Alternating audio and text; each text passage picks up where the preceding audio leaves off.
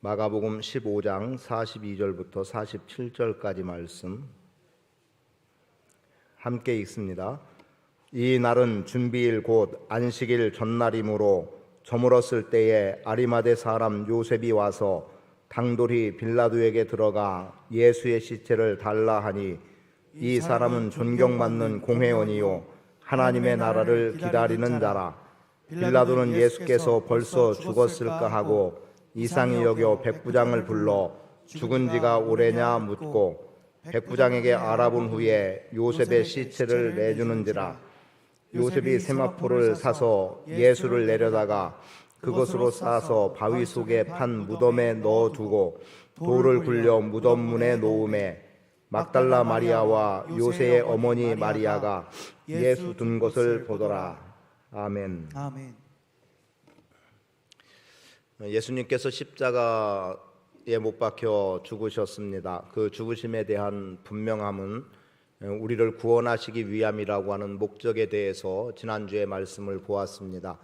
그래서 그 목적은 다름 아닌 우리를 죄 가운데서 구원하시기 위함이었고 또 섬김을 받으려 함이 아니라 도리어 섬기려 하고 자기 목숨을 많은 사람의 대속물로 주기 위함, 그리고 또 우리에게 생명을 얻게 하고 더 풍성히 얻게 하려 함이라고 하는 복음서를 통해서 여러 가지 목적을 말씀해 드렸습니다.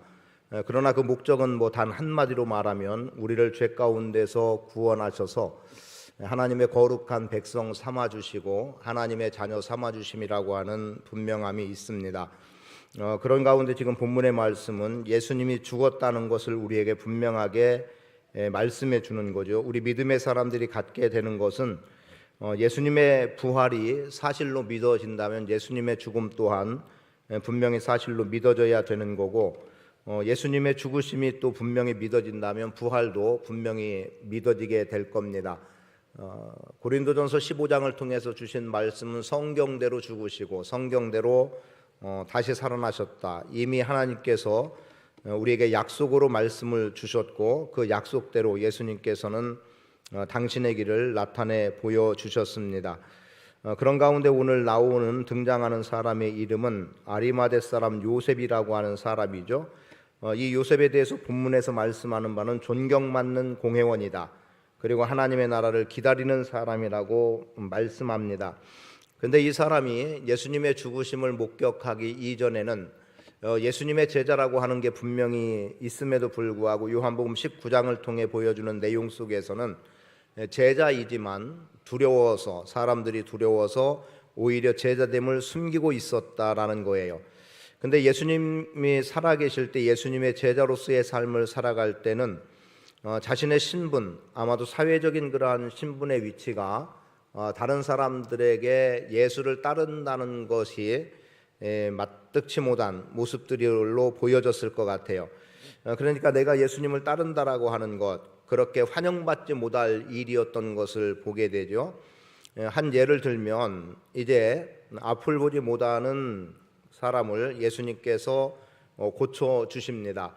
그런데 사람들이 저가 정말 앞을 보지 못하던 사람인가라고 하는 것에 대해서 굳이 의심적인 건 아니지만 그가 정말 그러한가에 대한 확인 측면에서라도 그의 부모에 대해서 정말 내 아들이 앞을 보지 못했던 아들이냐라고 하는 물음을 던졌을 때 그때 혹시라도 출교 당할까 봐 두려워서 그러하다라고 말을 하지 못합니다. 그러면서 차라리 그에게 가서 물어봐라. 그가 지금 보지 못하다가 눈을 떴는데 그 아들에게 직접 물어보라고 하는 이야기를 해요. 근데 아버지 입장에서 사실은 아들이 앞을 보지 못하다가 앞을 보게 됐다면 그 이상의 무엇이 필요하겠습니까? 그거 하나만으로도 만족한 거죠. 근데 이 출교당한다라고 하는 것은 그때 시대 상황에서는 굉장히 위험스러운 상황이 되는 거예요. 그 공동체에서 쫓겨난다라고 한다면 삶을 살아갈 수 있는 근거를 대부분 잃어버리는 겁니다. 그냥 쉽게 말하면 이런 의미가 지금으로는 가능할 것 같아요. 직장에서 쫓겨나는데 직장에서 어떻게 쫓겨났다는 소문 때문에 다른 직장도 갖지 못하고 그러다 보면 살 근거를 다 잃어버리게 되는 것과 동일한 위치였습니다. 그런 것처럼 지금 아리마대 사람 요셉도 존경받는 공의원 인데, 만약에 이러한 사람이 예수님을 믿는다고 하면, 아니 너 같은 신분의 정도의 사람이 굳이 그 예수를 따라야 될 이유가 뭐냐? 그는 가진 것도 없고 또 뭐 이사야 말씀까지를 포함한다면 뭐 잘생기고 뭐 내세울 만한 것 아무것도 없는데 어떻게 그렇게 미천한 사람을 따를 수 있겠냐라고 하는 어쩌면 조롱 섞인 소리들이 들려질 수도 있는 거겠지요. 그런 것들이 자기 자신을 방어하기에는 쉽지 않았던 것 같아요. 그런데 막상 예수님께서 돌아가시고 나니까 이 아리마다 사람 요셉은 담대함을 갖게 돼요. 당돌이라고 표현할 만큼 아주 담대하게 예수님의 시신을 자기에게 달라고 요청하고 있는 것을 보게 됩니다. 아마도 예수님의 죽으심이 이 사람에게는 지난주 말씀드린 대로 예수님이 오신 목적의 성취에 대한 것임을 분명히 비로소 예수님의 죽으시는 사건 현장에서 그가 발견했을 것 같습니다. 왜냐하면 백부장 같은 경우도 무엇라고 말합니까? 이는 실로 하나님의 아들이다. 물론 백부장은 자기 자신의 위치에서 예수를 처형하라는 명령에 아무리 자기가 어떤 태도를 갖는다 하더라도 처형시키지 않을 근거가 없는 사람이에요. 심적으로 하나님의 아들이다라고 믿어지더라도 그는 명령에 의해서, 더군다나 이방 사람이니까 죽여야 되는 상황이었습니다. 그런데 예수님이 죽으신 그 현장에 있었던 사람들은 예수님께서 오신 목적을 이름이라고 하는 것에 대해서 분명하게 다 깨달아 알았을 거라는 거죠. 그러하기 때문에 지금 이 아리마대 사람 요셉도 전에는 두려워서 숨겼지만, 예수님의 제자임을 숨겼지만, 지금은 예수님의 시신을 달라 하는 것을 통해서 자신이 예수님의 제자임을 분명하게 드러내고 있는 것을 보게 됩니다. 그리고 그러한 그에 대해서 하나님의 나라를 기다리는 자라고 표현하고 있어요. 하나님의 나라의 기다림 속에 있는 자인데 예수님의 죽으심과 함께 하나님의 나라가 이 땅에 임하고 있음을 그는 깨달아 알았을 거라는 겁니다. 그렇기 때문에 기꺼이 자신의 것을 내놓아서 헌신하는, 그래서 예수님의 장례를, 시신을 모시는 그러한 일을 하고 있었음을 보게 됩니다. 그래서 이것을 오늘은 좀 헌신이라는 의미에서 좀 보기를 원하는데, 성경에서 헌신이라고 하는 표현하는 그대로의 표현이 몇 군데 있습니다. 예를 들면 시편을 통해서도 주시는 내용 가운데 어떻게 헌신을 표현하냐면 주의 백성들, 청년들이 즐거이 헌신한다, 이런 표현을 쓰기도 해요. 110편 3절이죠. 그런 표현을 씁니다. 이렇게 함으로써 헌신이라는 단어가 나오기도 하고, 그리고 또 헌신이라는 단어가 또 앞쪽으로 쭉 가보면 구약에서 어디에서 나오냐면 출애굽기 32장의 금송아지 사건과 연관된 부분에서 또 여호와께 헌신이라고 하는 표현이 나오기도 합니다. 그리고 제가 헌신의 강도를 또 깊게 보는 내용 가운데 하나는 여호수아 1장에 기록된 내용 속에서 헌신을 찾기도 합니다. 그러니까 성경에서 곳곳에서 헌신의 내용들을 발견해 볼 수 있는데, 그 가운데 기왕 헌신이라고 하는 주제를 가지고 말씀을 드리기 때문에, 예수님의 장례와 관계돼서 헌신을 말씀을 드리기 때문에 우리의 헌신을 조금은 돌아볼 수 있기를 원합니다. 우리가 요즘 여러분에게 어떤 분들은 적지 않은 부담감이 있겠다는 생각을 하는 게 뭐냐면, 성경학교, 또 학생부 캠프, 또 몽골 선교, 뭐 이런 것들이 쭉 줄지어서 있어서 매년 보면은 그 후원하시는 분들은 꼭 얼마가 됐든 후원을 하시더라고요. 그걸 좀 헌신이라는 개념으로 좀 이렇게 가져와 보고 싶어요. 그래서 이 헌신이라고 하는 개념으로 가져와서 그렇게 하나님 앞에 헌신하는 성도들의 모습을 보면서, 이것은 많고 적음의 문제가 아니에요. 굉장히 감사한 일입니다. 그런데 17년도 그냥 뭐 표현하면 그대로에, 제가 부임에 와서 얼마 되지 않아서 어떤 계기를 가지고 이렇게 헌금을 할 수 있는 시간을 가졌는데, 그 가운데 어떤 분은 그런 이야기를 했어요. 우리 교회가 어떤 교회인데 이렇게 하냐라는 거였죠. 왜 후원을 요청하고 있느냐는 거였습니다. 재정이 얼마든지 있는데 그냥 재정을 가지고 사용하면 되지 왜 이렇게 굳이 후원을 요청하고 있느냐라고 하는 소리를 들었어요. 그때 저는 적지 않은 불편함이 있었습니다. 그 불편은 뭐냐면, 아니 이런 부분에 대해서 내가 관심을 갖고 격려하고 위로하고 하는 것들을 그들에게 보여주면 좋은데, 왜 그런 것들을 굳이 재정으로만 하려고 할까? 그래서 하나님께 헌금한다라고 하는 헌금 외의 후원은 우리한테는 그럼 없는 건가라는 생각을 하게 돼서 제가 주춤했던 부분이 있었고요. 또 개인적으로 무엇인가 헌신을 했더니, 헌신의 폭을 굉장히 제가 넓혀서 이야기하는 겁니다. 헌신했더니 왜 이런 것들을 나한테 이야기하지 않고 하느냐, 뭐 이런 반응도 나와가지고 굉장히 제가 불편함을 겪었던 부분이 있어요. 하나님께 헌신한다 또는 하나님께 드린다, 뭐 헌신을 제가 후원으로 다 몰아가려고 하는 건 아니지만 그런 의미에서 볼 때 우리는 분명히 새로운 질서를 가져야 된다는 생각을 하게 되는 겁니다. 여러분, 무엇인가 할 때 여러분들이 크든 작든 이런 헌신들은 굉장히 필요한 부분이고요. 제가 여러분들하고 나눴는지 정확히 기억은 나지 않는데 어떤 목사님, 어떤 교회가 개척교회를 좀 섬기겠다고 이렇게 섬겼어요. 그러면 많든 적든 받는 입장에서는 그걸 기쁘게 받으면 되는데, 그런데 제가 어떤 일을 할 때였습니다. 그와 관련된 부분에서 일을 하는데 저에게 들려오는 소리가 뭐 이걸 가지고 무슨 생색을 내냐, 뭐 이런 정도 혹은 그보다 좀 더한 불평이 나오는 이야기를 몇 군데서 듣게 된 거예요. 그러면 이쪽 후원해주는 교회 쪽에서는 많은 곳을 하다 보니까 크게 할 수도 없는 거지만 또 받은 입장에서는 작게 받았다고 이것을 굳이 불만해야 되나? 뭐 이런 생각이 들어서 혼자 조심스럽게 그런 생각을 했어요. 제가 표현한 것 같은데 10,000명 성도라고 할 때 10,000명 성도, 왜냐하면 그 교회가 10,000명 성도라고 하는 이름이 그냥 늘상 붙어 다녔어요. 그럼 10,000명 성도면 1년에 한 번으로 계산해 보겠습니다. 1년에 한 번 전 성도가 어린아이까지 포함해서 10,000명일 거라고 보고, 어린아이까지 부모가 그 부분은 감당해야 될 몫이겠지만 10,000원씩 헌금을 하면 얼마가 될까요? 그냥 똑 떨어진 1억입니다. 1억이라고 하는 돈이 적은 돈은 아니죠. 그런데 1년에 10,000원이라고 하면 그게 크게 부담스러울까? 저는 그렇게 보지 않았어요. 그래서 그냥 10만 원 정도로 여러 교회를 하는 것보다 차라리 1년에 한 번, 오늘 어느 교회를 위해서 전 성도가, 아니면 뭐 한 달 전부터 광고를 해도 좋고요, 언제 전 성도가 1만 원씩만 헌금합시다. 그럼 우리 교회에서 1억이 헌금됩니다. 이것을 가지고 개척교회를 도웁시다. 그러면 단번에 전세금이 다 해결된다든가 아니면 빚을 갚아줄 수 있는 게 될 수도 있습니다. 물론 규모에 따라는 다르겠지만, 그러면 한 개 교회가 든든하게 서나갈 수 있는 기회를 갖게 되는 거죠. 그러면은 좀 더 그걸 횟수를 늘려서 매달 하기는 어려워도 분기에 한 번씩만 하더라도 1년에 4개 교회를 아주 건강하게 세워나갈 수 있다고 저는 분명히 보거든요. 그래서 저는 그런 방법을 주로 사용을 했어요. 그래서 어떤 때 50만 원이 필요하면 3,000원씩만 해도 됩니다. 2,000원씩만 해도 됩니다.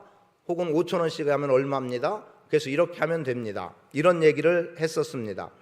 그러면 일이 일어나거든요. 성경학교 한 200만 원 정도 드는 것 몇 분이 20명이 10만 원씩만 헌금해도, 후원해도 사실은 재정부에서 도움을 받지 않고도 할 수 있는 것이 되는 거죠.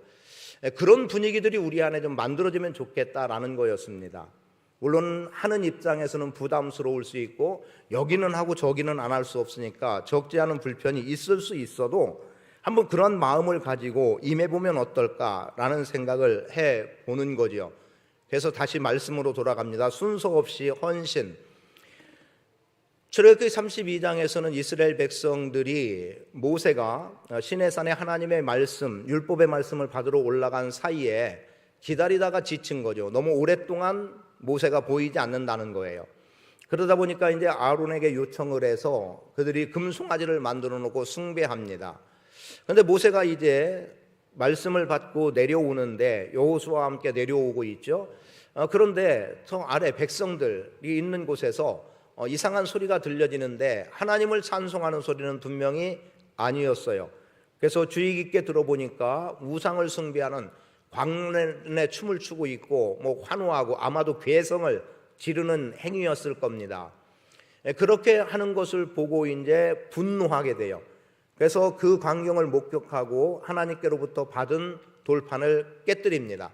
그래서 그것의 의미를, 계약을 파기함으로 인해서 백성을 살리고자 하는 모세의 정신이 들어있다라고도 봅니다만, 분명히 그런 행위를 통해서 맺어진 계약이 파기가 될 수밖에 없는 상황이 됐어요. 그리고 그때 모세가 백성들에게 이야기를 합니다. 오늘 여호와의 편에 설 자가 누구냐라고 하는 요청을 해요. 그랬더니 그때 여호와의 편에 누가 서고 있냐면 레위 지파가 서게 됩니다. 레위 지파가 여호와의 편에 서는데 그들의 칼날에 의해서 3,000명 정도의 백성이 금송아지를 숭배한 것 때문에 죽임을 당하게 되죠. 그런데 성경은 그것을 이상하리만큼 뭐라고 표현하냐면 여호와께 헌신했다라고 표현을 합니다. 아니, 내 칼로 내 백성 3,000명이 죽었는데 그것을 나에 대해서 나에게 뭐라고 말하는, 너 그거 하나님께 헌신한 것이다, 이렇게 말하면 사실은 헌신했다는 사람 입장에서도 받아들이기 어려운 말이 됨에도 불구하고 성경은 그것을 여호와께 헌신했다고 말합니다. 그런데요, 그 헌신이 어떤 결과를 가져오는지 압니까? 레위 지파가 후에 가나안 땅에 들어가서 하나님의 약속의 땅에 들어가서는 각 지파에게서 곳곳에서 영적 지도력을 발휘하는 지도자의 자리에 서고 있다는 거죠.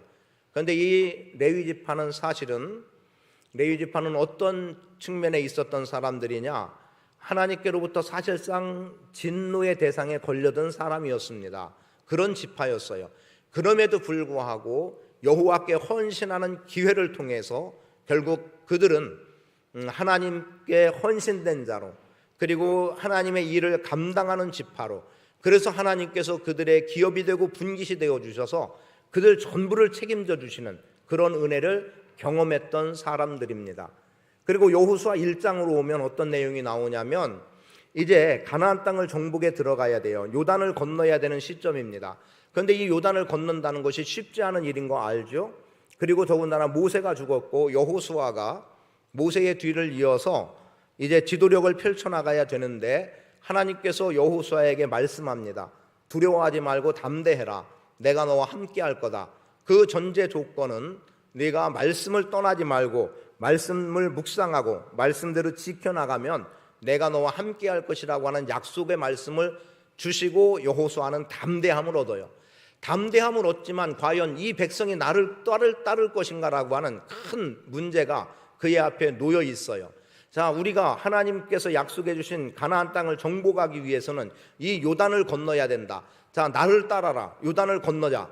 그런데 모세처럼 홍해를 건널 수 있는 능력이 주어졌다면 아무 문제 없을 텐데 여호수아는 아직 그러한 능력을 힘입은 것도 경험되지 않은 상태, 그리고 백성이 자기를 따를지 따르지 않을지도 모르는 그러한 상황 속에 놓여 있고, 그런데 그때에 하나의 다른 문제가 있었습니다. 그 문제가 뭐였냐면 루벤과 갓과 므낫세의 2분의 1 지파, 반 지파가 이미 그들이 차지할 땅을 요단 이쪽, 요단을 건너지 않고 이쪽을 이미 모세에 의해서 약속을 받았어요. 그걸 요구했기 때문에 그것을 허락해 주었거든요. 그런데 대신해서 어떤 약속이 주어졌냐면 이 두 개 지파 반이 요단을 건너가서 나머지 백성들이, 나머지 지파들이 가나안 땅을 다 정복한 후에, 즉 전쟁을 다 끝낸 후에 돌아와서 이 땅을 차지하겠다라고 하는 게 선행이 됐던 일이었습니다.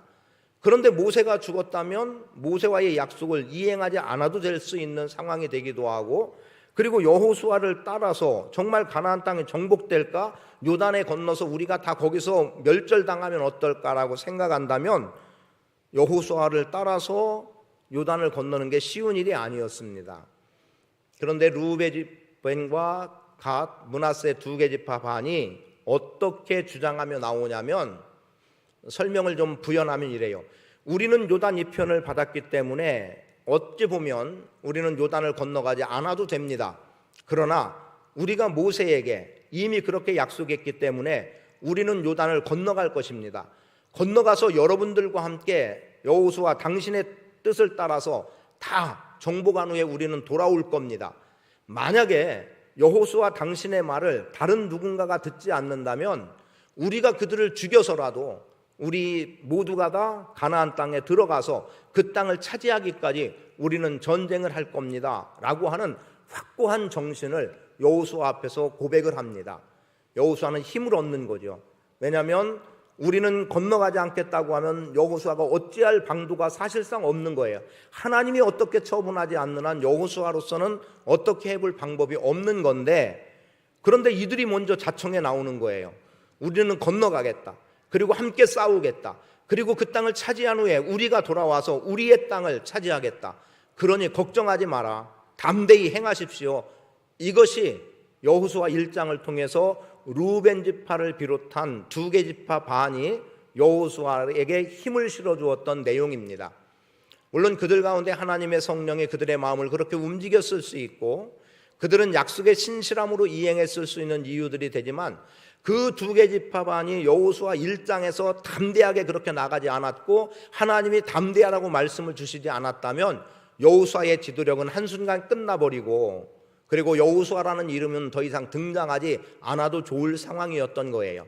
그런데 이 2개 지파 반이 기꺼이 자신들이 먼저 앞서 건너가서 전쟁을 치르겠다라고 하는, 우리가 앞에 서서 그 일을 행할 겁니다 라고 하는 그 담대함이 고백되어지고 보여졌을 때 가나안 땅의 정복은 이루어지는 길이 됐다는 거죠.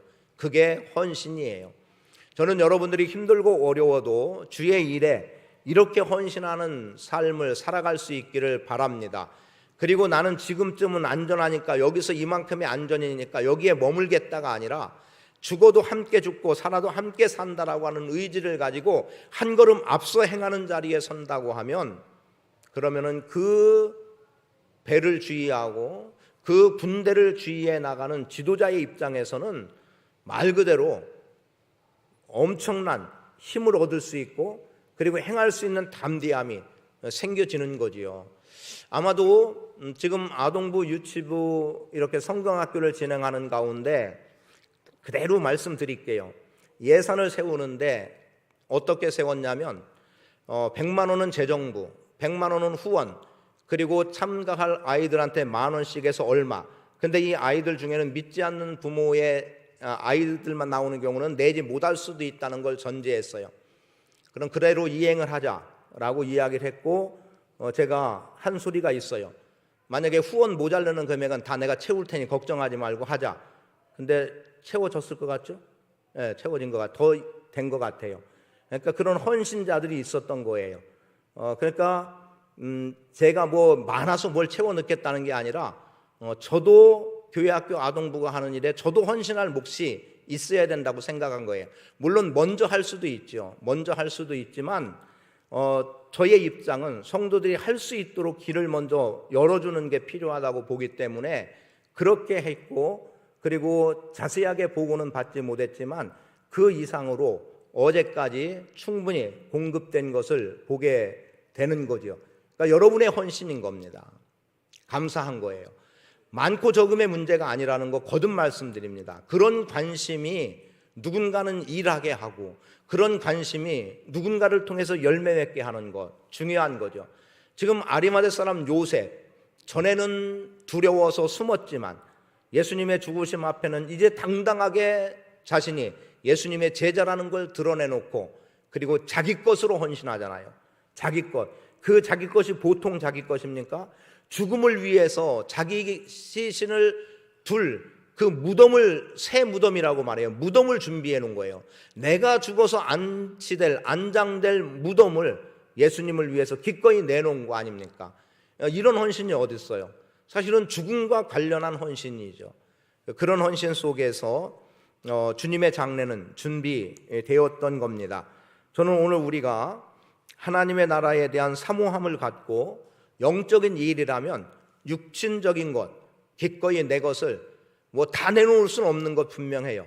그러나 일정 부분을 내가 기꺼이 포기하고라도 내놓을 수 있는 결단이 있다면 교회는 그 속에서 아름답게 이루어져 갈 수 있다고 봅니다. 그래서 우리는 재정은 재정이지만 우리의 관심을 따로 모아서, 그래서 격려하고 세워주고 하는 일들 잘 감당해 나가면 좋겠습니다. 그런 헌신이 오늘 우리 안에 필요함을 말씀을 드립니다. 그런 가운데 표현한 그대로 자기의 새 무덤에 지금 아리마다 사람 요셉이 예수님의 시체를 모신 것 아닙니까? 그렇게 본다면 이것은 어쩌면 큰 일일 수도 있지만 우리로 가져와서는 우리는 내 무덤을 내어 드릴 만큼은 못할 수 있죠. 나는 그만큼의 경제력도 안 되고, 나는 그만큼의 능력도 없고, 나는 그만큼 유망한 사람도 아니고, 그래서 내가 할 수 있는 것은 요것밖에입니다 라고 말할 수 있어도 그것은 주님이 보는 관점에서는 굉장히 큰 거예요. 간혹 제가 그냥 그런 생각을 해보거든요. 막 아웅다웅하고 막 움직여요. 밑에서는 막 이게 잘 사는 거고 저게 잘 사는 거 막 서로 막 움직여요. 그냥 하나님 편에서 보실 때 어떨까? 막 그렇게 막 바글바글하게 막 어떻게든 살아보려고 애쓰는 것과 그래서 막 어쨌든 그렇게 보여지는 거, 그리고 어느 한쪽은 보면 뭐 저렇게 빈둥거리나 싶을 정도의 그 모습이겠지만 하나님이 보실 때 얼만큼의 차이가 있을까? 하나님 보실 때는 별거 아닐 것 같아요. 막 바둥바둥 살아가나 그냥 그런 정도로 살아가나 하나님이 보실 때는 다 거기서 거기일 것 같이 생각을 해요. 그렇기 때문에 너무 각박하게 사는 것도 그렇게 바람직한 것은 아니지 않을까라는 생각을 합니다. 헌신도 마찬가지예요. 내가 이렇게 엄청난 헌신을 했다, 나는 요것밖에 못했다, 하나님이 보실 때는 그 사이즈는 거의 거기서 거길 것 같아요. 그러면은 내가 작아도, 그렇다면 헌신 못할 만큼의 사람이 과연 있을까? 중심을 하나님께 두면, 하나님 나라를 사모하면, 하나님 나라를 기다리면 할 수 있는 거예요. 그래서 크고 적음의 문제가 아니다, 기꺼이 감당해 나가는 것 필요하다라고 하는 것을 거듭 말씀드려 봅니다. 그런 은혜가 우리 각자의 인생에 주어지기를 바라고요. 그래서 우리의 헌신이 하나님의 나라를 세우는 헌신이 될 수 있도록, 이 지금 아리마대 사람 요셉의 헌신은 예수님의 부활이 준비되는 헌신이 되는 거거든요.